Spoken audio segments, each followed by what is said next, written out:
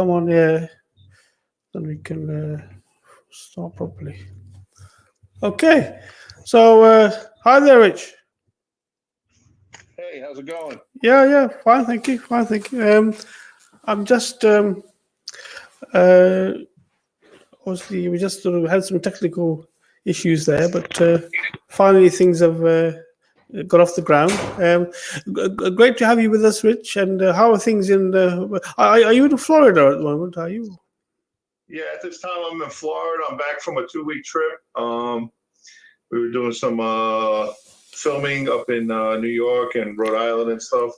And Right. then we just came back now, and I'm back in Florida at this time. Okay. And how are things in sunny Florida at the moment?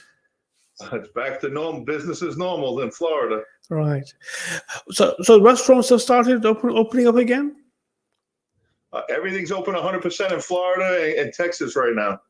Oh, that's really good. You're well ahead of us because we've still got restaurants and other sort of venues such as gyms and leisure centres to still reopen yet. So you're doing very well. You're ahead of us in that respect.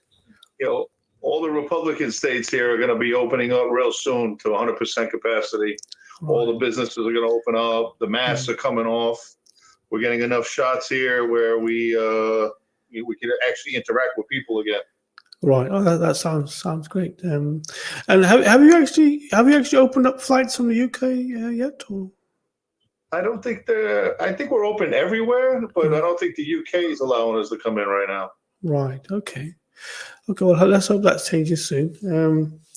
I'm sure many people would want to visit the US at the moment. So let's hope that changes very soon. So how have your sort of neighbours and people around you, how have they found it for the last sort of year or so? Because it's been 1 year since COVID really started taking a sort of a bite here in the UK.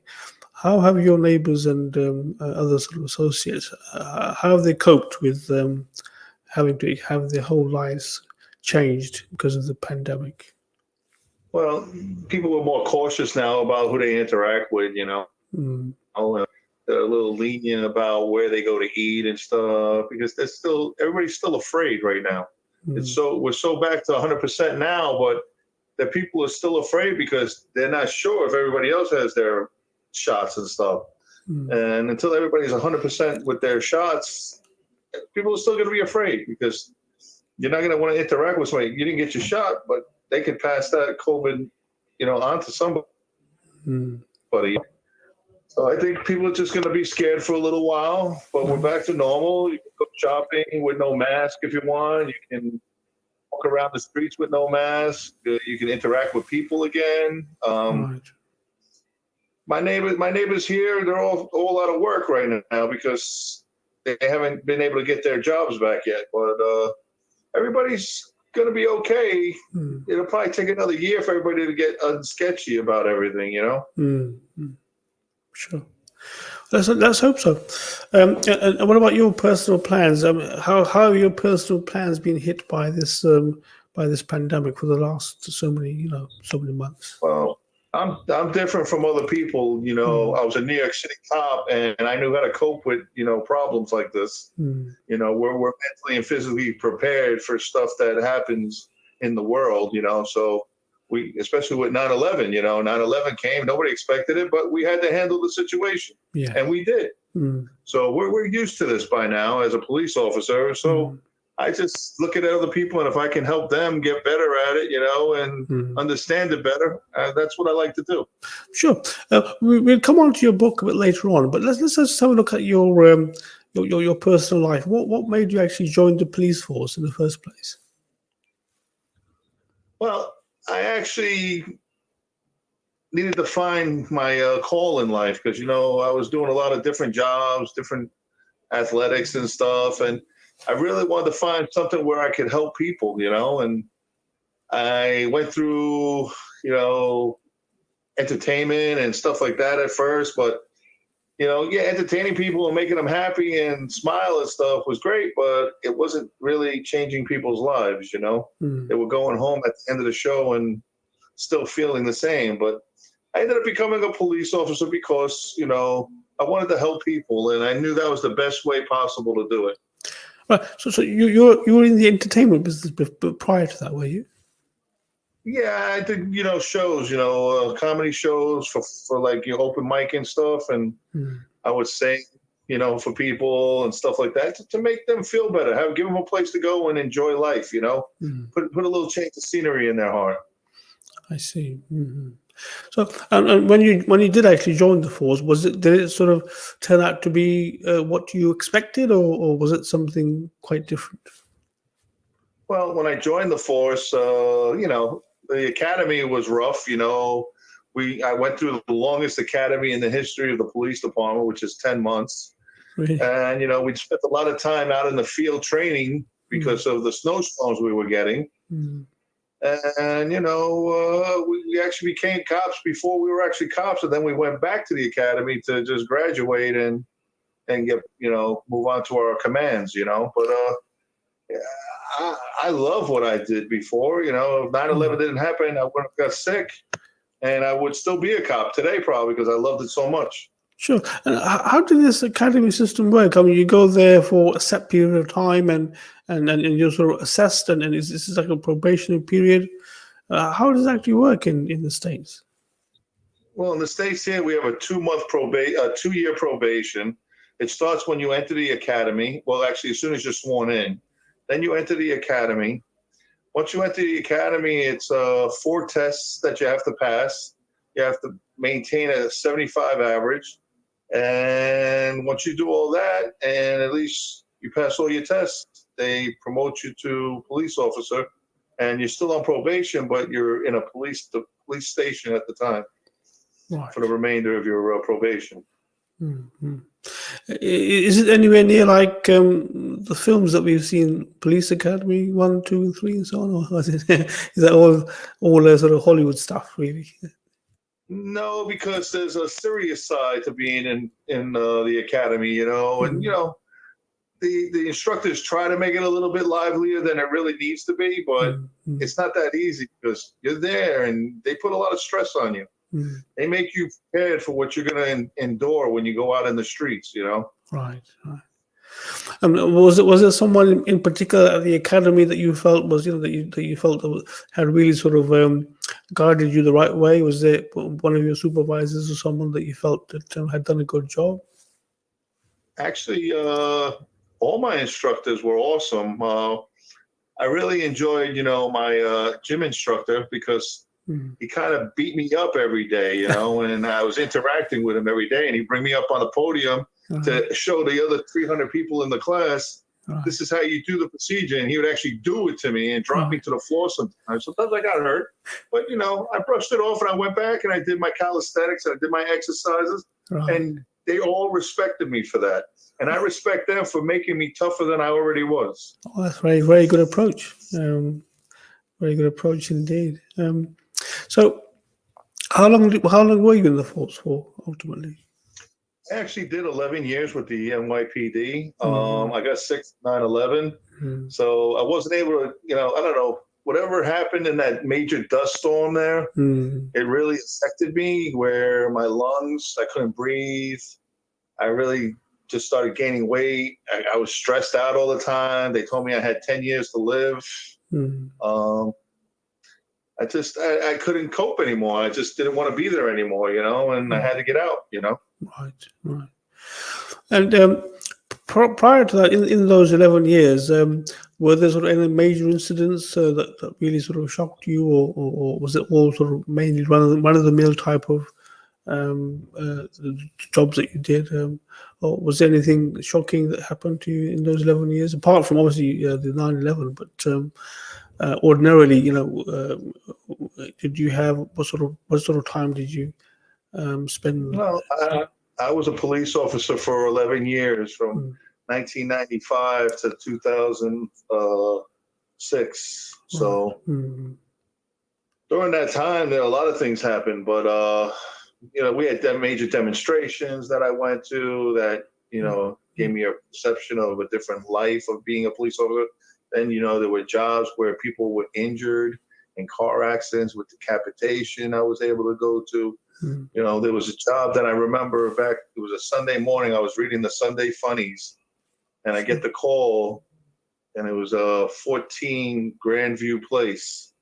So I respond over there, and my partner and I were like, I don't see anything going on, you know, and some lady comes screaming around the corner like, they're dead, they're in the car, they're in the car. And I responded over to the car. I noticed that the husband killed the wife over her cheating on him after church, and then turned the shotgun on himself and blew his brains out all over his daughter, who was only 12 at the time. Oh my goodness. So that was traumatizing for me, because now I'm dealing with a screaming little girl in the back covered in brain matter, and she doesn't know what's going on. And it really hurt her bad, because I stayed in touch with her over the years while she was living with her family. And I'd even go and check up on her, because I know it's traumatizing for her to lose both parents in that type of way and see it all, you know? Oh, yeah. So I followed up with her, and she ended up killing herself on her 21st birthday. Oh my goodness. So that kind of touched me a lot, you know? And it makes me want to help kids more and more every day. Very sad. Because they're what we need to be out there taking care of, and not putting them in these type of predicaments where they lose their both parents because of stupidness, you know? Of course. And that's a very traumatic incident you described there. And but all in all, I suppose that all these experiences make you probably a better person all round. You know, as you said earlier on, you're probably more able to deal with crisis situations where, if they ever do come up. Yeah, I deal with crisis very easily, and I try and actually turn the crisis into something that, it's not something you see every day, but try and turn the crisis into a different situation and make the people feel comfortable, Sure. The best you can, because no matter what, they're going to go through that crisis. We're going to go through the crisis too with them. So we always try and just change the scenario a little bit to make them feel comfortable, Sure. And is there a facility? Are there resources perhaps to assist you after you have these sort of traumatic experiences in the force? Oh, basically, we have something called psych services. They're there to maintain that we're on the up and up, where we're not losing our mind and thinking about suicide. And suicide is high in policing all over the world, It's very hard for police officers to deal with circumstances, especially when they've never, ever seen something that traumatizing to them happen in their life, Sure. So when a police officer visually sees somebody, killing themselves, or, a major car accident where people are decapitated and heads are on the floor and the bodies are in the car, yes, stuff like that, it's traumatizing people. So at least they have somebody to go and talk to if the officer chooses to. A lot of the times, officers are so gung-ho and stuck on stupid, they don't want to interact with internal affairs or with the psych services, because they don't want to lose their job and people to think they're crazy. But sometimes you need it, That's right. I mean, the officer that's been charged with George Floyd's killing. That sort of behavior, people did notice that perhaps he wasn't behaving normally at that time. And perhaps there are, quite a few of these type of officers that you just described that need help, but actually don't go out there to get it. Yeah, well, I had an incident where one of my partners shot himself because his wife was cheating on him. Right. And I responded over there, and the last things he said to me was, Rich, I'm sorry I let you down, bro. Because we had a discussion about going to get some help. But I guess whatever he saw when he got to the house that day, get him to gun in his mouth and kill himself. But he didn't die right away. I made it there in time to speak to him. He died like maybe 10 minutes later. I see. But my goodness, I to get him ready to the hospital. Yes, I mean, the incidents you described thus far. I think all English probably policemen are probably thinking, my goodness, we're having it a lot a lot easier here. I mean, the sort of stuff that goes on. I suppose it's all linked to guns and the possession of guns. But although this issue is raised a lot in the USA, but nothing seems to be done about it, in the sense that people are openly able to access or get a hold of firearms. Well, President Biden wants to abolish our Second Amendment rights in our Constitution that states we have the right to bear arms. And he's trying to take that away from all the hardworking people that carry firearms and want to protect what is theirs. Listen, cops can only do so much, but the average citizen here should have a right to protect their family and their belongings and stuff, and I believe in the gun laws here. I don't believe the people that shouldn't have guns should be able to get guns, but somehow they are, because there's a lot of illegal activities going on where people are corrupt and selling guns to bad people. And it's not like England over there where a lot of people don't have guns over there, It's controlled. Here it's not controlled, but they're trying to control it, which I don't agree with. God forbid, somebody's sitting in their house and the cops can't get there for whatever reason. There's no way to contact them, anything like that. They should have a right to defend themselves. Right. So I suppose we're talking about a sort of balancing act, really. So what you're saying is from what you've seen, is that the right to firearms it supersedes any any of these sort of type of incidences where people, do go around killing innocent people, and so you believe that the right to have firearms is above that. You feel? Yeah, I agree that everybody should have a firearm as long as they don't have a criminal history of misuse of a firearm. Protection is rule number one. There's a lot of crazy people that don't get help and they run around killing people. You should have the right to have your firearm, and if that person is trying to take your life, you have a right to defend yourself. Yes, I mean, this has been a tussle that's been going on for some time, and we'll see what happens. Right, and I mean, what happens to perhaps officers who've been in the force for a long time and just want to get out of it, and obviously they must have had perhaps a few bad experiences. What happens to those officers? Do they go to some other sort of type of jobs or linked to the police force, or perhaps to other sort of perhaps some military associated type of job, or what do they do? Where do they go? Yeah, we have a 20-year police career here in New York City. I can speak for New York City. Other police departments and municipalities have 25 years to retirement. Most guys retire at the 20 and 25 mark. For the simple fact is they cannot deal with the pressure of the bosses breaking down on everybody. And especially with this Black Lives Matter stuff and Antifa going on over here, that needs to stop, because every cop wakes up in the morning, puts their pants on the same way everybody else does. They don't go out to hurt nobody. They just want to make it home to their families at the end of the day. Sure. So when I sign in with my guys, I want to sign out at the end of the day with all the same guys.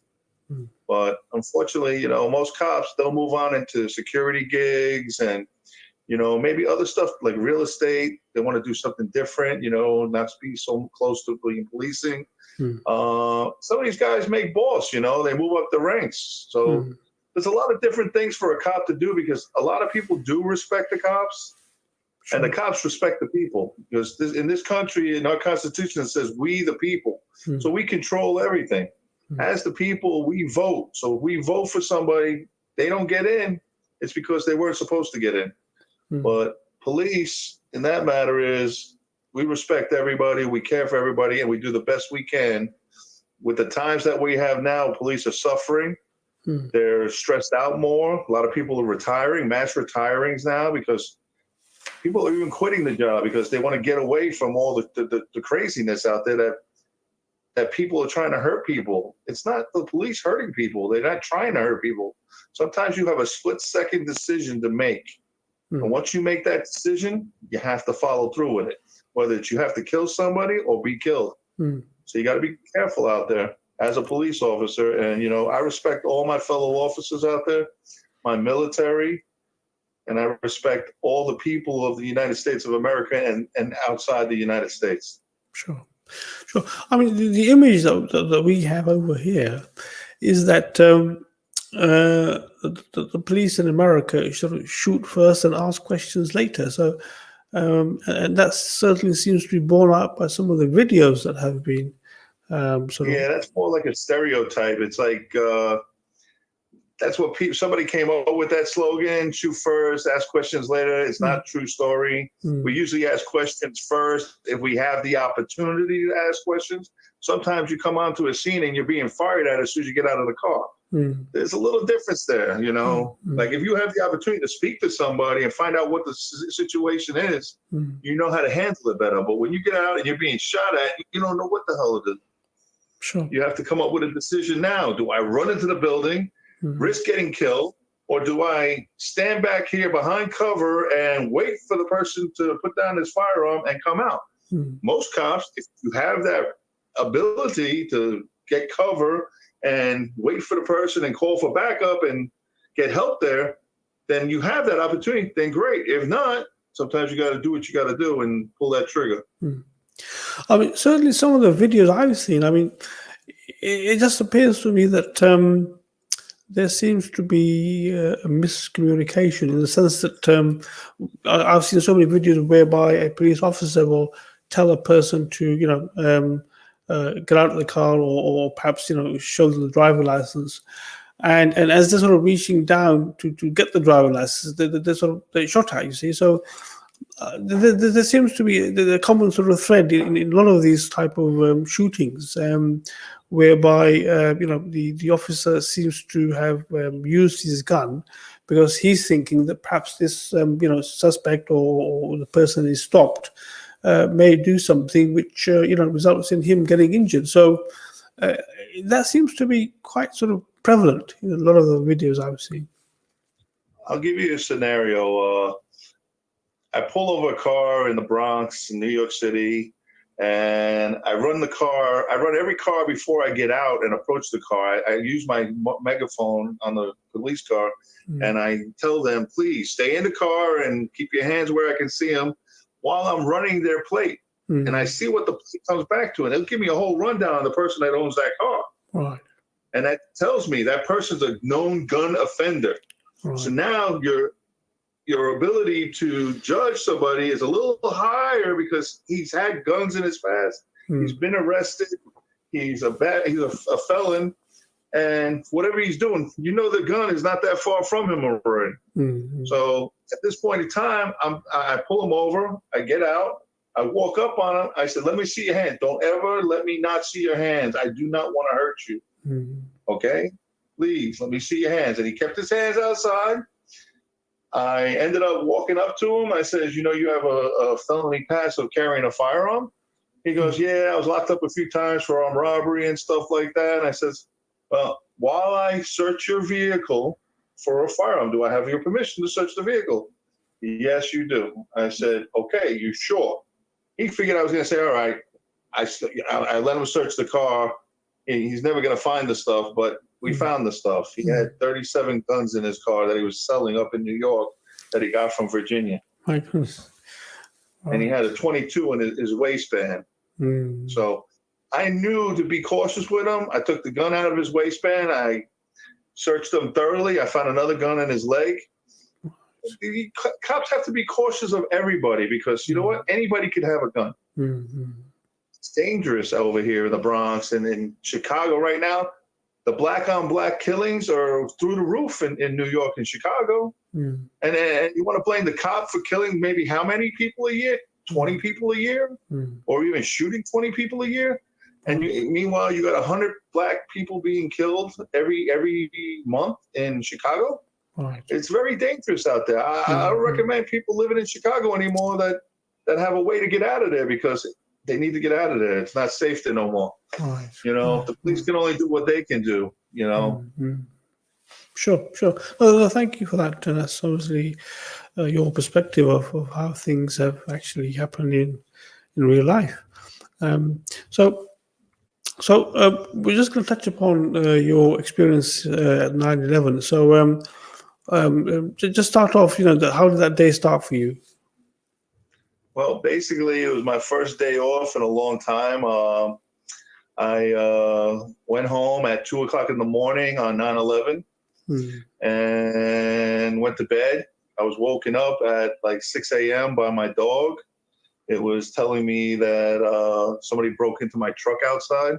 Oh, So when I went outside with the dog to walk the dog, I realized they stole all my CDs out of the car. So I went to get the window fixed down in Hunts Point in the Bronx, hmm. and they fixed my window. But I'm looking up at the Bruckner Expressway from where I'm at. I'm able to see all the fire trucks and everything like go flying wherever they were flying. I didn't know at the time, but I found out later on. And I get a call from two captains and a chief, to get my butt to work because something happened. And, when their bosses tell you get your butt to work, Hmm. something bad happened. Right. And I got to work and they briefed me on what happened. And next thing you know, I was down at the World Trade Center evacuating buildings and stuff. And I was also bringing Coca-Cola donated 4 trucks of water to the police department to bring down to give to the Salvation Army that was down there already handing out whatever they could. But we replenished them with all the Dasani water from Coca-Cola, which was a very nice thing that Coca-Cola did for us. And we had a good relationship with our community before 9/11. And to this day, we have a great relationship with all the community workers and businesses in all the boroughs and the city of New York. It's a blessing to have people like that backed us up on that day and supported us and fed us. And it's just a beautiful thing to know that back then, people stood on West Side Highway and said, "We love you. Thank you, police. Thank you, fire. Thank you, EMS." Even the police departments from outside the area came in to help us out. Oh, and it's a blessing to have people like that because we're all there for the same reason, to help people. Yes. We're not there to hurt you. We're there to help you. And did you actually, were you sort of in the sort of the surrounding of the Twin Towers? Were you at the base? Were you, or were you some distance away from there? Or? Well, I actually stayed there for many days. I slept on the curb a few times. The chief found me sleeping on the wall, standing up. I was so tired, Right.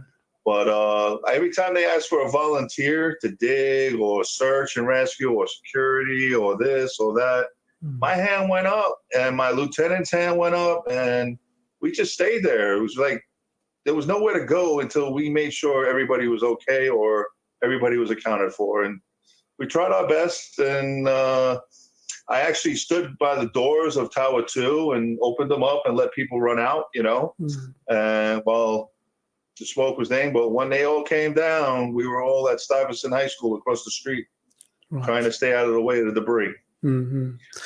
I mean, one thing that bit of a mystery is that how in fact WTC 7 collapsed when no plane had actually hit it. Obviously, you were there yourself. Did you sort of see WTC 7 being sort of? I was actually standing. The World Trade Center 7 is actually across from Stuyvesant High School. I used to work at 7 World Trade Center on the 19th, 20th, and 21st floor. I worked for a law office there named Lagan and Levy. Right. And I left there to become a police officer. But when I was standing downstairs, I was talking to a few people from Lagan and Levy. And the building just started to come down. And my partner yelled, "Rich, run!" And next, I'm running across the Stuyvesant High School with the people that I was standing there with. And we went in there for safety. Right. And once we came out, all the debris and all the smoke and everything was up in the air too. And it wasn't supposed to come down. It was, it came down because it's connected somehow to the underneath pillars of the 1 and 2. Because, somehow 3, 4, 5, 6, and 1, 2, and 7 are all connected through the underground of the towers. Right. So there was like a little place to go shopping down there, a mall and stuff.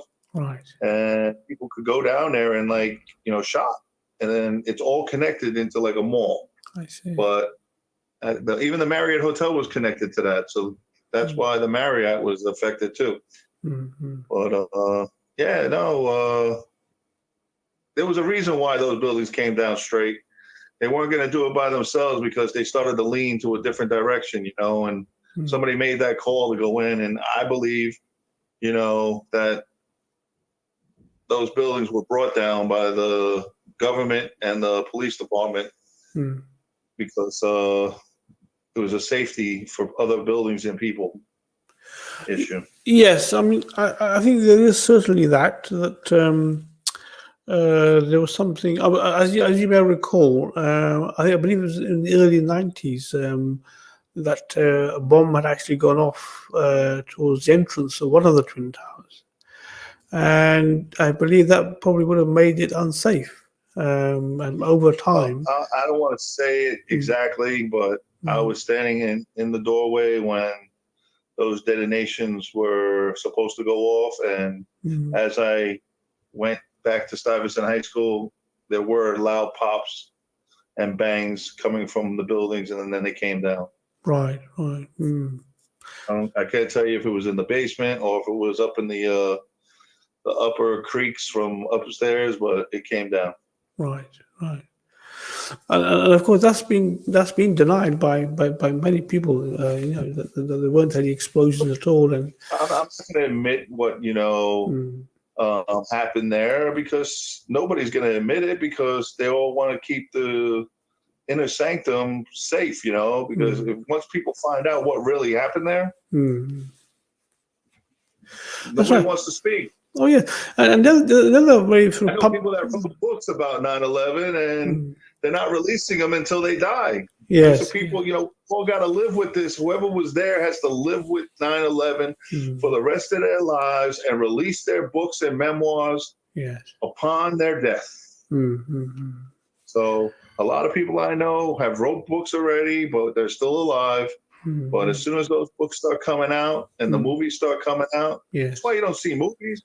People are still alive. They're not going to put the movie out there until after they're dead, That's right. I mean, there was that one movie, was it Flight 93 or something it was called, and that was the one where the plane actually fell and fell onto this forest land or park area. Yeah.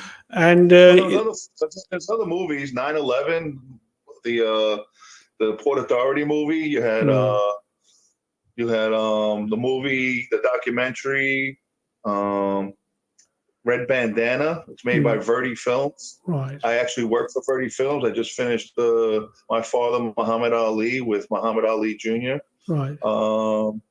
So we have a 9/11 movie out there right now, but I'm actually looking to make a 9/11 movie about my time there and what I saw, but I can't do that until I write the book. So I'm writing the book, I'm working on it, and we'll see what happens. Right. Oh, that's very, very interesting. And I was just going to mention that, in fact, one of the planes that's supposed to hit the Pentagon, it's very mysterious how that plane managed to hit the Pentagon, but its wings were never found, because that route it took to the Pentagon was down a sort of a major sort of road that had lampposts on either side. And there's always been another sort of puzzling factor as to why a plane as big as that was not able to leave behind its wings when it actually hit the Pentagon building. So lots of issues like that, which very puzzling and mysterious. I just learned that there was a general or a major that was in a plane, a Tomcat, and he was ready and on the tarmac, ready to leave to fly and take out those planes that were coming. And they told him to stand back. So he never got off the ground. But if that was me, I would have taken off, went against them, and took those planes out and saved those lives, because that's just the type of hero I am. Sure.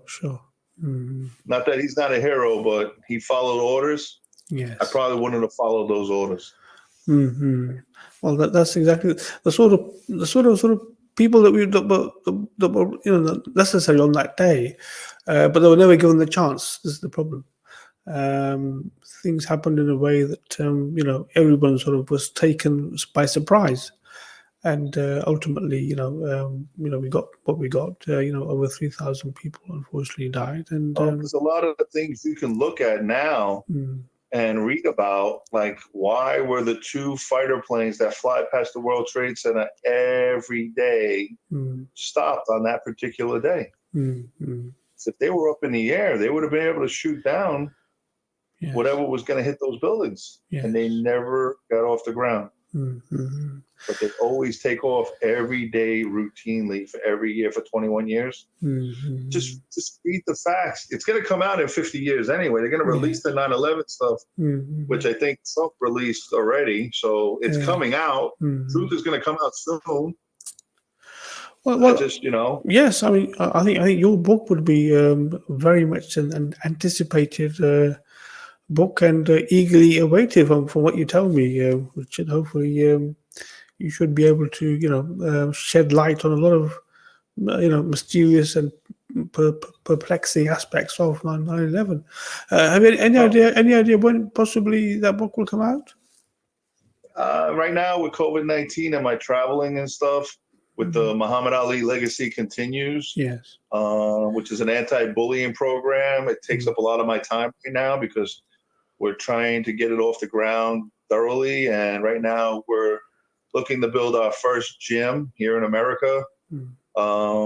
We always need for donations to build. And I can give you the website. It's www.muhammadalilegacycontinues.com. And what it is we build gyms all over the world for kids that want to learn a discipline of boxing, martial arts, or UFC fighting. And we give them that opportunity to have a gym to go to, and we even sponsor the kids so they can train. But at the same time, we teach them self-confidence and self-esteem. So instead of fighting that bully that's out there that wants to fight them, they can go back there and diplomatically solve it, So that takes up a lot of my time, but I'm within the next year, I should have that book done, as well as another book I'll have done. And I got one book that's coming out soon.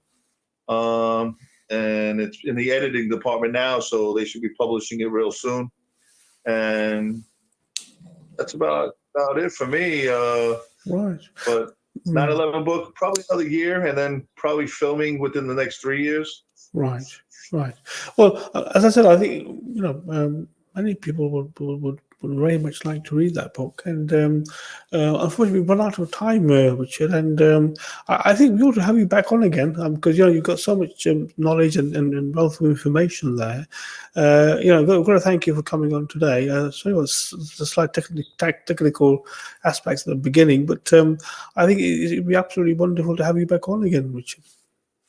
I would love to come back on. I love England. I love Manchester United. Sure. I love my family in Manchester. Richard Blum, I love you all. I love England, period. That's great. Thank you. Thank you very much, Richard. I love you guys. Thanks for having me on. I look forward to being on again. Definitely. Thank you very much. That's all for the Mahtab Aziz Celebrity Lawyer Show today, and on Revive FM Radio 94.0. And I look forward to the show next week. So take care, everyone, and be safe. Through Minhaj Welfare Foundation, your giving